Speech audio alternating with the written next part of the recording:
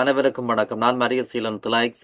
எங்களுடைய சேனலுக்கு புதிதாக வருகின்ற உறவுகள் முதலில் சப்ஸ்கிரைப் செய்து கொள்ளுங்கள். உங்களுக்கு தெரியும், ஈழத்தமிழர்கள் 2009ஆம் ஆண்டு முள்ளிவாய்க்கால் இறுதிப் போருக்கு பின்பு பல வருடங்கள் கடந்த ஈழத்தமிழர்கள் தலைவனை இழந்து தவித்துக் கொண்டிருக்கிறார்கள். ஈழத்தமிழர்கள் 2009ஆம் ஆண்டிற்கு முன்பு வாழ்ந்த தமிழர்கள், ஒற்றுமையாக வாழ்ந்த, கலாச்சாரத்தோடு ஒழுக்கத்தோடு நல்ல பண்புகளோடு வாழ்ந்த தமிழ் இனம் தற்போது சிதறி காணப்படுகிறது. ஒற்றுமையற்று தங்களை தாங்களே அடித்து கொன்று ஒரு பொறாமையின் உச்சக்கட்டத்திற்கு சென்று, துரோகத்தின் உச்சக்கட்டத்திற்கு சென்று வாழ்ந்து கொண்டிருக்கிறார்கள். தலைவர் எவ்வாறெல்லாம் அரசியல் ரீதியாக அரசியல் தலைவர்கள், அரசியல் கட்சிகள் தமிழ் மக்களுக்காக பயணிக்க வேண்டும் என்று விரும்பினாரோ, அந்த கனவுகள் எல்லாம் தற்போது தகர்க்கப்பட்டிருக்கிறது. தமிழ் கட்சிகள், தமிழர்களுக்காக இருக்கின்ற தமிழ் கட்சிகள் சுயநலத்திற்காக ஆட்சி அரசியல் செய்து கொண்டிருக்கின்றது. ஒற்றுமை இல்லாமல் தங்களுக்கு தாங்களே ஒற்றுமை இல்லாமல் தங்களுக்கு தாங்களே குத்துப்பட்டு கொண்டிருக்கிறார்கள். இவ்வாறு இருக்கின்ற போது தமிழ் மக்களுக்கு எந்த விதத்திலும் தீர்வு கிடைக்காது. ஏனென்று சொன்னால், புலம்பெயர் நாட்டை எடுத்துக்கொண்டால் தெரியும். அங்கே புலம்பெயர் நாட்டிலும் பல பிரிவுகள், தமிழ் அமைப்புகளுக்குள் பல பிரிவுகள், அங்கும் துரோக செயற்பாடுகள் இடம்பெறுகிறது. அங்கு தமிழ் மக்களுக்காக போராடுகின்ற அந்த அமைப்புகளுக்குள் கூட பல பிரிவுகள், பல துரோகங்கள், பல குற்றச்சாட்டுகள்.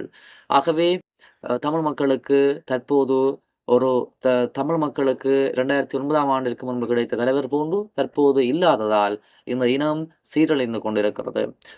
தமிழ் மக்கள் பெரிதும் நம்பி இருக்கின்ற தமிழ் கட்சிகள் ஒற்றுமை இல்லாமல் இருக்கிறார்கள். எந்த விதத்திலும் அவர்கள் ஒற்றுமையாக மாட்டார்கள் என்பதற்கு இதுவரை நடந்த சம்பவங்கள் சாட்சியாக இருக்கிறது.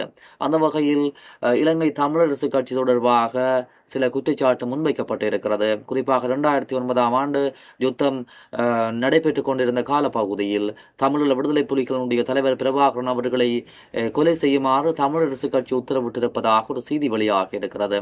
இது தொடர்பாக நாங்கள் விரிவாக இந்த காணொலியில் பார்க்க போகிறோம். அதாவது, தமிழீழ விடுதலை புலிகளின் தலைவரை கொல்லுமாறு கூறிய இலங்கை தமிழரசு கட்சி இந்த மண்ணில் இருக்கக்கூடாது என ஈழத் தமிழர் முன்னணி கட்சியினுடைய தலைவர் எஸ்.டி.ஆ. சரவணா தெரிவித்திருக்கிறார். மட்டக்களப்பு கிரானில் நேற்று நடைபெற்ற கட்சி காரியாலய திறப்பு விழாவில் கலந்து கொண்டு கருத்து வெளியிடுகின்ற போதுதான் அவர் இந்த விடயத்தை வெளிப்படுத்தி இருக்கிறார். விடுதலை புலிகளுடைய தலைவர் இறந்தால் தான் நீங்கள் உயிருடன் இருக்கலாம் என கூறிய சம்பந்தனின் கட்சியான தமிழரசு கட்சி இந்த நாட்டில் இருக்கக்கூடாது, அதற்கு என்னுடைய உயிர் இருக்கும் வரை விடமாட்டேன் என்றும் அவர் குறிப்பிட்டிருக்கிறார்.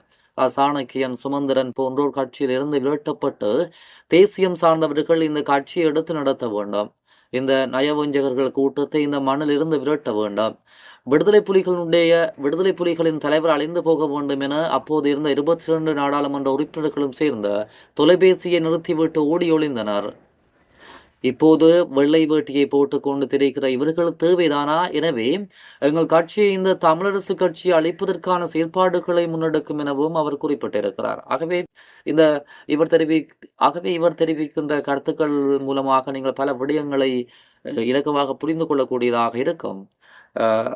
இப்போதும் இல்லை, எப்போதும் இல்லை, இந்த தமிழ் கட்சிகள் தமிழர்களுடைய நலனுக்காக, தமிழர்களுடைய இறையாண்மைக்காக ஒன்று சேர்ந்து தமிழர்களுக்காக போராடும் என்று யாரும் கனவிலும் தவறாக நினைக்கக்கூடாது. இந்த கட்சிகள் எல்லாம் இந்த சிங்கள கைக்கூலிகளாக மாறியிருக்கிறார்கள். சிங்கள அரசியல் தலைவர்களுக்கு இனத்தையே விற்று பிழைக்கக்கூடியவாறு விலை போகி இருக்கிறார்கள்.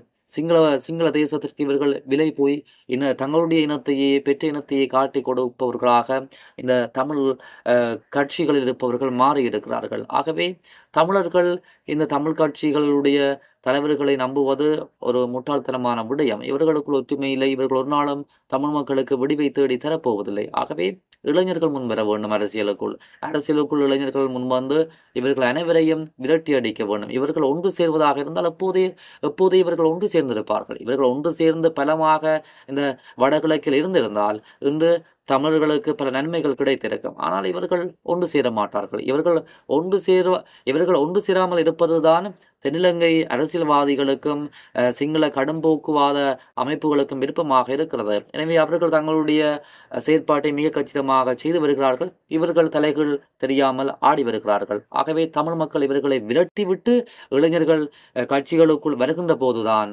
தமிழர்களுக்கு ஒரு விடிவு கிடைக்கும். தமிழர்கள் ஒரு விடிவை நோக்கி முன்செல்ல அரசியல் ரீதியாக பயணிக்க முடியும்.